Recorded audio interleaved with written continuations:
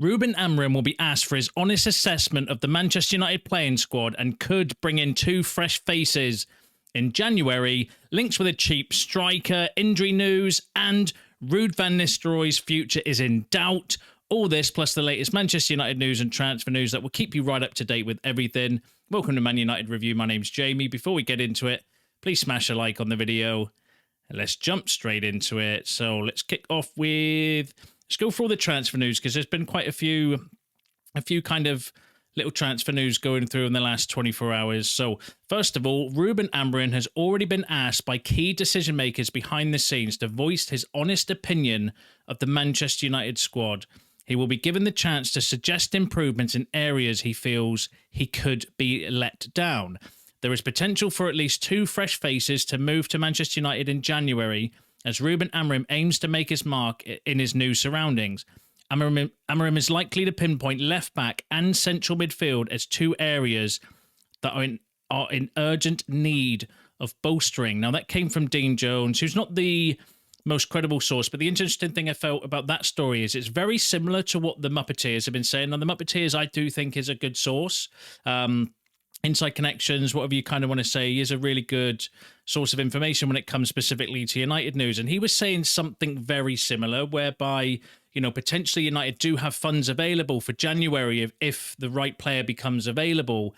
And now that Amorim's coming in, they want Amorim to have a good assessment of the squad between now and obviously the January transfer window, and then potentially make a move for what they feel is his priorities. Because at the moment, obviously, with us changing manager, Ten Hag's priorities for January might be different to what Amorim's is, because once he's had a look at the squad and his play style and his tactics and his style of play, there might be players that maybe would have been cast aside by Ten Hag that actually Amorim might find use for in the squad, playing a different formation and different style of play.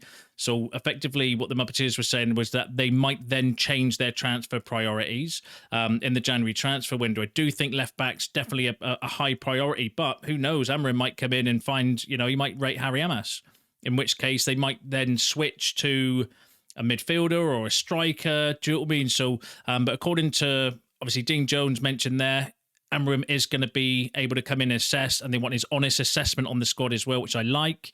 But then also, secondly, the Muppeteers and Dean Jones kind of saying similar things, that there might be funds available in January, but they're going to prioritise who Amorim wants first. So the obviously the transfer strategy would have changed with the change of manager, which is only obvious because the priorities for Amorim might be different to what that of Ten Hag was. And obviously the club want to support the manager as best they can, so that could be, you know, definitely one to keep an eye on. Obviously, we'll maybe know a little bit more once Amorim comes in and we can see his style of play and, you know, see how he kind of gets his feet under the table as well. But you know, good sources or decent sources. Well, Dean Jones is a decent source. The Muppeteers is more credible, suggesting that there might be funds available if the right opportunity becomes available in January. So let me know what you think about that in the comments.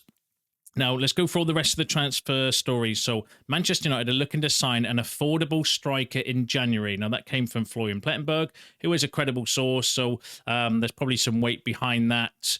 The talk about Joarez, it's not going to be Joarez in January. There's an update on sporting players following Amorim to United in January, which is a no-go. That's definitely a summer transfer. There's other clubs all in for Joarez as well, which we'll go through in a second. You know, I've heard Jonathan David's name touted around as well. He's potentially going to be cheap because I don't think he signed a new deal at Lille, so would effectively be out of contract. That's definitely one. Obviously, there were links recently with Danny Welbeck. He was potentially a Ten Hag signing that he wanted in the summer. Who knows who it could be, or even if that story is true, because obviously we've just heard then and we've just mentioned that the transfer priorities might be different now that obviously we've got a new manager in and he's going to have the time to assess the squad, and then the United are going to go for what they think are his transfer priorities. So it could be totally different, but, you know, we'll have to wait and see what is kind of, like I said, how we play, what the kind of play style is, who's going to suit his system, who isn't. So really going to be really interesting few weeks ahead to see how United kind of go before the transfer window, because I think we'll have a good idea once we start to see, you know, Amorim implement his style of play. But let me know what you think about that in the comments. Now, obviously, the other striker we've been heavily linked with, Victor Joarez, for obvious reasons. One, he's class. Two, the connection with Amorim, and the fact that we've been linked with him heavily before in the past. So Fabrizio Romano said many clubs have started to work behind the scenes for Victor Joarez, but for United in January, they have no plans to break the relationship with Sporting, especially it's something wanted by Amorim. So Amorim has said, and again, I think I've got an update on that in a second, where he doesn't want to bring Sporting players to United from January out of respect for Sporting. So you know, and again, Joarez is not going to leave Sporting in the January transfer window, not for the £63 million that was mentioned in yesterday's video as well. So it's definitely one to kind of keep an eye on. That will be a summer deal, Joarez. I do think there is, you know, interest from us. Clearly, there will be. He's a good player. We need a striker. Or the obvious connection with Amorim, but we do need to be careful that we are going to get heavily linked with a lot of Sporting players, as I keep mentioning in previous videos, for multiple of reasons. One, we have been linked with them before Amorim came in, and secondly, obviously the Amorim connection as well. And they're good players here. They've got some good players in their squad as well, so that's another reason for it. But let me know what you think about that in the comments. And there's been a few other transfer rumours going around. So Florian Plettenberg has said that Manchester United and Arsenal remain interested in signing Leroy Sane should he be available on a free transfer next summer. Now, Florian Plettenberg is heavily pushing the links with Sané and Goretzka, who I'll go through next, to United potentially. Now, Florian Plettenberg's normally is a credible journalist, especially when it comes to Bayern Munich sources and Bayern Munich news. So it is, you know, one to keep an eye on. But then also part of me kind of thinks now, is he getting links from the club to push this out there to generate interest from other clubs, because there isn't that much interest available? So is he getting used with United's name in order to generate interest for his players? Who knows? But you know, you can only go off of people's kind of past, and Plettenberg is a credible source. Again, linking us with Leroy Sane. It's the same problem with me though with Sane, great player, but wage and age, you know, coming to the wrong end of his career, and will want an absolute fortune. And I don't think they're the sort of deals that we want to be doing going forward. And personally, being completely truthful with you, I'd rather give some of the youth players a chance than buy a 29-year-old aging player that's going to want 300 odd grand a week plus in wages. But let me know what you think about that in the comments. And then the other player I've just mentioned him there is Goretzka. Again, Florian Plettenberg pushing Goretzka to United, saying Manchester United are in search of a number 8, a central midfielder. Leon Goretzka's situation is still being closely monitored. However, as of now, he still has no plans to leave Bayern Munich in January. Again, it's the same thing. Goretzka, wage and age, he's on an absolute fortune at Bayern. Is the wrong side of you know, coming to the wrong side of we're coming up to 30. And again, same thing for me. I'd rather see how Kone gets on the rest of the season, or go for somebody a little bit younger and a little bit kind of more developmental than Goretzka. As good a player as he is, but for me personally, I would be against doing both of those deals. But you'll have to let me know if you agree or disagree in the comments. Now, another player we've been linked with recently, another Sporting player, conveniently, Manchester United is tracking 17-year-old Sporting winger Giovani Kenda that came from Samuel Luckhurst, but there's been quite a few reports over the last few days that I've brought you regarding Kenda. Actually played really well the other night against City in the game that I watched. Very young, very highly regarded, very talented. Multiple clubs are looking at him. He's got apparently £100 million release clause in his contract. Would clearly have a relationship with Amorim. That could be one to watch. It's definitely a player that I would rate if we were kind of tracking him, whether we'll have those sort of funds available or not. And again, it's not going to be for January. That is one that's more of a summer deal potentially. Plus, with his age, we can't sign him because of Brexit anyway until he turns 18. And then on the Sporting kind of players, I have been saying this for a week or so now, saying that Ruben Amorim does not want to take any player from Sporting in January because he doesn't want to break his relationship with the club and the fans. So Fabrizio Romano, so all the kind of stories and links that we're going to get with Sporting players, they're not going to be for January, according to Fabrizio Romano, and other sources have said the same as well. Who knows whether we will look for them in the summer?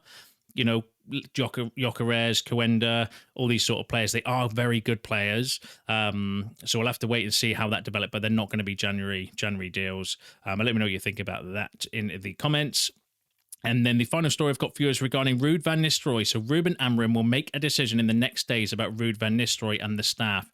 Ruud's place is not guaranteed at the moment. No contact between the two as of today. there's a possibility to part ways. So Fabrizio Romano suggesting that there's a possibility that Amorim will not want to keep Ruud van Nistelrooy and that he's going to be removed as part of the backroom staff as well. I personally would be gutted about that, but I've openly been honest with you, saying that I am 100% biased towards Ruud van Nistelrooy. He's one of my favourite ever players.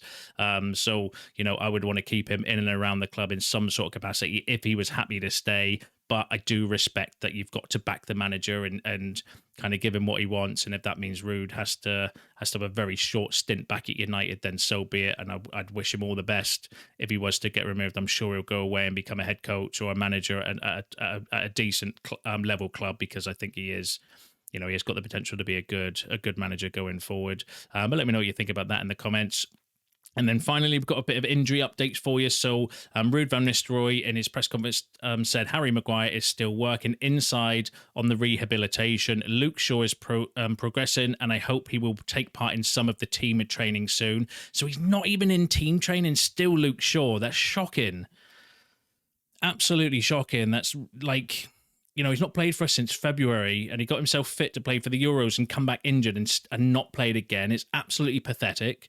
Like, I'm literally kind of sick of hearing about Luke Shaw, to be honest with you, because, you know, his injury record is so bad that even when he comes back, you cannot guarantee that he will not play more than like 3 or 4 games and then be out for months again. It's absolutely shocking. Not even in team training yet. Tell me what you think about that in the comments.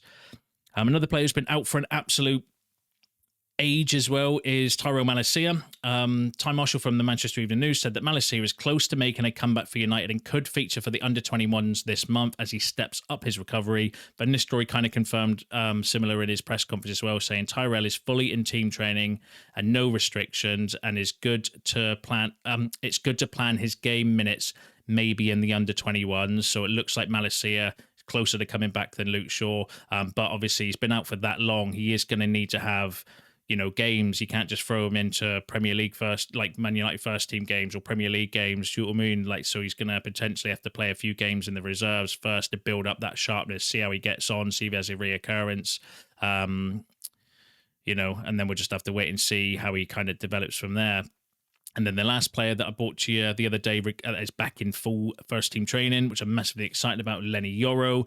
Ruben Amorim is looking forward to working with Leny Yoro. That came from Fabrizio Romano. So that was interesting, not because, you know, why would he not be? Because he's a very talented, very good, young, up-and-coming, developmental centre-half. Only going to be, well, he's 18, he's going to be 19 next week. But it's interesting that he's, like, name-dropped him as one of the players he's looking forward to, you know, which kind of maybe suggests that he's got specific plans for, hopefully, for Yoro coming back. And it'll be really interesting to see what impact he has on the team and on the play style. I can imagine him fitting into the back 3 if Amorim decides to play that. Obviously, we don't know for definite that he's going to play that particular style of play at United, although it's widely reported that he's probably going to.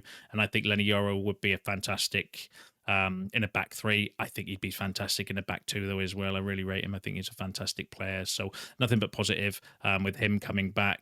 Unlikely he will see him with any minutes before the international break though. I mean, maybe a subs appearance at the weekend potentially, but yeah, good that we're starting to get a few players back. So, but the problem is with the players coming back. So obviously Yoro's coming back, Mount's back in training, Malsis is back in training, Luke Shaw, who knows. But obviously some players coming back. But the problem is Malsis, you don't know how long he's going to be back for before he gets injured again. Same thing with Mason Mount. Same thing with Luke Shaw when he comes back. And hopefully Yoro, they knew about his metatarsal injury. So it was just decided that once he got injured against Arsenal, let's do the surgery, get it out of the way, take your time with him to get him back so he doesn't have any reoccurrences further down the line. So that's a sensible move, I think, with Leny Yoro. But that's you all up to date with the latest Manchester United news and transfer news. Share your thoughts in the comments below. I do enjoy reading them. Let me know what you think about all the topics discussed in today's video. Smash a like on the way out. Subscribe to the channel if you are new, and I will see you in the next one.